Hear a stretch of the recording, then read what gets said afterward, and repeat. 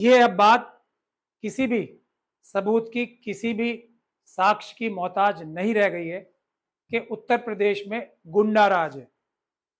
इसमें अब कोई और दूसरा सबूत की जरूरत आवश्यकता नहीं। ऐसा मैं क्यों कह रहा हूं? उसकी सबसे बड़ी वजह यह है, जो हत्याएं, लूटपाट, महिलाओं के साथ बलात्कार, व्यभिचार बीजेपी के खुद के ऑफिस बियरर्स, दूसरे पुलिस के अधिकारी कर रहे हैं, वो तो घटनाएं हैं ही। उससे कहीं ना कहीं जो बीजेपी और प्रशासन के मुख्यमंत्री या दूसरे मंत्री हैं, वो अपना दामन बचा लेते कि जी हम काम कर रहे हैं, प्रेस में अपनी पब्लिसिटी करके कह सकते थे। लेकिन ये जो 3 मृत्यु कांड हुए, उससे ये बात एस्टेब्लिश हो गई है कि उत्तर प्रदेश में गुंडा राज ही है। पहली घटना, उमेश पाल जी की हत्या। उमेश पाल जी कौन थे और उनके साथ उनके सुरक्षा कर्मियों की हत्या और लोगों की हत्या। कौन थे वो एक ऐसे व्यक्ति थे जिनका जो गवाह थे, राजू पाल जी की हत्या, वो सुरक्षित एक विटनेस थे, सुरक्षित गवाह थे, प्रोटेक्टेड विटनेस थे। कौन सुरक्षा प्रदान कर रहा था उन्हें? उत्तर प्रदेश की पुलिस। किस केस में कर रही थी? राजू पाल जी के हत्या के केस में। कितना हाईलाइट हुआ था। एक सबसे बड़ी जजमेंट एक मानी जाती है पूजा पाल वर्सेस स्टेट, सुप्रीम कोर्ट की। उस केस की जो मुख्य गवाह थे उसको सुरक्षा नहीं दी। इसमें लापरवाही मानी जाए या वो लोग पुलिस के अधिकारी, सीनियर अधिकारी शामिल माने जाएं जिन्होंने इतनी कम सुरक्षा दी, इतनी कम सुरक्षा दी कि उनकी दिन दहाड़े हत्या हो गई। इसको लापरवाही माना जाएगा? ये पहला सबूत है। किस तरफ इशारा करता है कि ये लापरवाही नहीं थी, क्योंकि राजू पाल के हत्याकांड में इतने बड़े जिसको अपराधी बता रहे थे, जो इन्वॉल्व थे, अतीक अहमद साहब के खिलाफ ही चार्ज लगे ना, उनसे बचाने के लिए 2 पुलिस वाले देने थे। यह है गुंडा राज की पहली मिसाल। हत्या कराई। अब ये बातें तो कयास है, लेकिन इस पे भी इन्वेस्टिगेशन होनी चाहिए। केंद्र के एक बड़े मंत्री और योगी आदित्यनाथ जो मुख्यमंत्री यूपी के हैं, उनके बीच में जो तनातनी चल रही है, एक दूसरे को नीचा दिखाने की चेष्टा जो चल रही है, कुछ उनके अपने मंत्री हैं योगी आदित्यनाथ जी के, जिनसे उनकी तनातनी चल रही है, नीचा ऊपर दिखाने की कोशिश हो रही है। क्या ये घटना उसकी वजह से तो नहीं हुई? ये इन्वेस्टिगेशन का विषय है। लेकिन इस प्रकार की तनातनी में इस प्रकार की घटनाएं कारित कराई जा सकती हैं पुलिस के कुछ भ्रष्ट अधिकारियों से मिलकर। ये गुंडाराज हुआ या नहीं हुआ? लेकिन मुख्यमंत्री कह रहे हैं जांच होगी उसकी, वो 36 जांच की जाएगी। जांच तो मुख्यमंत्री जी की भी होगी ना, यही तो हम कह रहे हैं। जांच से ही तो पता लगता है सब, यही तो मैं कह रहा हूं। ये मैं इसीलिए आपको समझा रहा हूं घटना चक्र के गुंडा राज के। फिर मैं मुख्यमंत्री की जांच के विषय पे भी आऊंगा। उसके बाद एक एनकाउंटर हुआ जो कानून की नजर में गलत है। एनकाउंटर के लिए मैं पहले भी बोल चुका हूं, 2 नुकसान होते हैं एनकाउंटर से। एक तो ये दुनिया के सामने आती है बात के इस प्रदेश की, इस देश की न्यायिक व्यवस्था, प्रशासनिक व्यवस्था इतनी ताकतवर नहीं है कि वो न्याय दिलवा सके लोगों को। तो हमारे देश में एनकाउंटर को एक तरीके से ग्लोरीफाई भी किया जा रहा है। ये देश की न्यायिक व्यवस्था पे एक बड़ा प्रश्न चिन्ह, प्रशासनिक व्यवस्था पे एक बड़ा प्रश्न चिन्ह लगता है। दूसरा और भी बड़ा नुकसान, जो व्यक्ति का एनकाउंटर होता है उसके पास उस घटना के तहत या दूसरे कुछ ऐसे सबूत होते हैं जो मिट जाएं तो फायदा उन लोगों को होता है जो सत्ता में ऊंची जगहों पे बैठे हैं या जो पावर में बैठे हैं।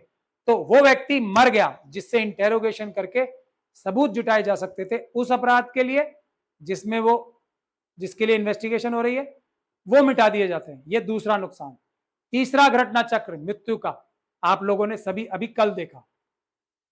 क्या उत्तर प्रदेश सरकार ने, मैं तथ्य बता रहा हूं सिर्फ, जब सुप्रीम कोर्ट में अतीक अहमद साहब की फैमिली ने पिटीशन लगाई थी सुरक्षा के लिए, तब उत्तर प्रदेश की सरकार ने आपराधिक साजिश के तहत क्या एक ऐसी आश्वासन नहीं दिया था सुप्रीम कोर्ट में कि हम इनको पूरी सुरक्षा दे रहे हैं? उस झूठे आश्वासन से को सच मानकर सुप्रीम कोर्ट ने वो पिटीशन अलाउ नहीं की। ये आपराधिक साजिश का हिस्सा है या नहीं है, इसकी जांच होनी क्या आवश्यक नहीं है? ये क्या एक सबूत नहीं है? क्योंकि जो क्रिमिनल कॉन्स्पिरेसी है, आपराधिक साजिश है, ये कानून भी है और वैसे भी उसका कोई सीधा सबूत नहीं होता, चश्मदीद गवाह नहीं होता। जो हालात होते हैं, सर्कमस्टांसेस होते हैं, वो ही उसका सबूत होते हैं। तो ये मैंने दूसरा आपको हालात बताए सबूत के तौर पे। उसके बाद किस प्रकार से चार सिर्फ, पहले तो आ कैसे गए, मैं इसमें नहीं जा रहा क्योंकि बहुत लोग कह रहे हैं कि पुलिस की गाड़ी में बैठ के आए, मैं उसमें जा ही नहीं रहा हूं। आ गए, मार दिया, सिर्फ उन्हीं दोनों लोगों को मारा, उसके बाद अरेस्ट हो गए, वहां सरेंडर सा कर दिया उन्होंने। ठीक, उसके दौरान उन्होंने एक ही प्रकार के नारे लगाए, राम राम के नारे नहीं लगाए, जय सिया राम के नारे नहीं लगाए, एक प्रकार के वो नारे लगाए जो एक संगठन अपनी आपराधिक गतिविधियों करते समय इस्तेमाल करता है उन नारों को।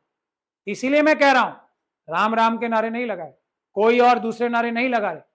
जो बजरंग दल, विश्व हिंदू परिषद और आरएसएस के दूसरे संगठन कोई भी आपराधिक घटना करते समय जो एक अपनी वॉर क्राई जिसे कहते हैं ना, उसका इस्तेमाल करता है, वो लगाए। तो क्या आरएसएस, बीजेपी, उस बीजेपी संगठन के नारे नहीं थे, उनकी वॉर क्राई नहीं थी? तो योगी आदित्यनाथ और बीजेपी के लोगों के खिलाफ इन्वेस्टिगेशन करने की इस साजिश का दूसरा सबूत। लेकिन तीसरा सबूत, योगी के खिलाफ क्यों साजिश? वो बीजेपी के मुख्यमंत्री नहीं है, उस पर मैं आ रहा हूं। पहले तो मैं बीजेपी खुद कह रहे हैं जांच होगी, हम जांच करेंगे, जो आरोपी मैं भी तो यही कह रहा हूं, जांच होनी चाहिए। बीजेपी के मैं सबूत दे रहा हूं आपको, आरएसएस के सबूत दे रहा हूं। तीसरी चीज, उसके बाद ये जो आई वॉश के तौर पे 15 पुलिस अधिकारियों को सस्पेंड करके बचाने की कोशिश की जा रही है, उन्हें हौसला दिया जा रहा है कि हम तुम्हें सस्पेंड करें, ऐसा ही होता है ना। अभी मामला ठंडा होने दो, तुम्हें वापस उन्हीं मलाईदार पदों पे ले आया जाए। किसी सीनियर अधिकारी, ये अतीक अहमद और उनके भाई कौन थे, ये न्यायिक सुरक्षा में थे, न्यायिक हिरासत में थे। जज साहब की हिरासत में होने के बावजूद इतनी लचर व्यवस्था की गई कि उनकी हत्या की गई। किस सीनियर ऑफिसर के खिलाफ एफआईआर दर्ज की? यह है सबूत योगी जी की इन्वॉल्वमेंट। उसके बाद ये जो जश्न मनाया गया, किसी आम व्यक्ति ने नहीं मनाया है, जनता ने नहीं मनाया है, उन्हीं के जो संगठन के लोग हैं, बजरंग दल, विश्व हिंदू परिषद, वही नारे लगाते हुए, जो मारते हत्या करते समय थे, वही नारे लगा के इन्होंने जश्न मनाया। ये लोग भी सब उस घटना चक्र में शामिल हैं, उस साजिश में शामिल है। ये चौथा सबूत। पांचवा सबूत, जो क्रिमिनल मीडिया है इनकी, उसने बीजेपी और आरएसएस को राजनीतिक लाभ पहुंचाने के लिए इसको सांप्रदायिक रंग देना शुरू कर दिया इन जश्न के माहौल से, और अतीक की हत्या को किस तरीके से सांप्रदायिक रूप देना शुरू कर दिया। किसको फायदा होता है? भारतीय जनता पार्टी और आरएसएस को। तो मैं ये जो बता रहा हूं, ये एक और सबूत है, क्योंकि आपराधिक साजिश के डायरेक्ट सबूत नहीं होते, ये एक और सबूत आ गया। अब इन सभी सबूतों की तीसरा, पांचवा सबूत, अडानी के खिलाफ जो पूरे देश में माहौल बन रहा था, और अभी जो सत्यपाल मलिक जी ने जो पुलवामा के बारे में जो खुलासे किए हैं, सत्यपाल मलिक जी कौन है? उनका स्टेटस है, था उस समय गवर्नर जम्मू एंड कश्मीर, जिनको रॉ रिपोर्ट करती है, जिनको रॉ तक इंफॉर्मेशन देती है, आईबी इंफॉर्मेशन देती है, मिलिट्री इंटेलिजेंस उनको इंफॉर्मेशन देती है। जम्मू कश्मीर के गवर्नर की हैसियत इतनी ज्यादा महत्वपूर्ण है देश के लिए। उस व्यक्ति ने क्या इल्जाम लगाए हैं, उससे ध्यान भटकाने का, जो ध्यान भटका है, अब किसको फायदा हुआ, यह आपराधिक साजिश का एक अप्रत्यक्ष सबूत है।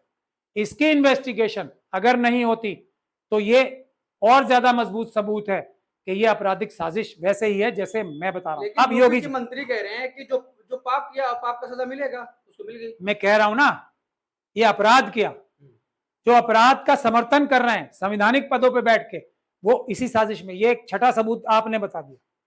मैं तो टीवी एंकर्स को ही कह रहा था अभी, मैंने तो, आपने मुझे यूपी के मंत्रियों का भी सबूत दे दिया, लेकिन ट्वीट डिलीट करके भाग गए हो। नहीं, ये और ये सबूत मिटाने का सबूत जो आपने दे दिया, ये सातवां सबूत आ गया। मैं यही तो कह रहा हूं, अगर इन्वेस्टिगेशन होगी तो अब योगी जी का नाम क्यों नहीं? योगी जी ने विधानसभा के पटल से एक धमकी दी थी, एक आपराधिक धमकी दी थी मिट्टी में मिलाने के अतीक अहमद की फैमिली। दी थी या नहीं दी थी?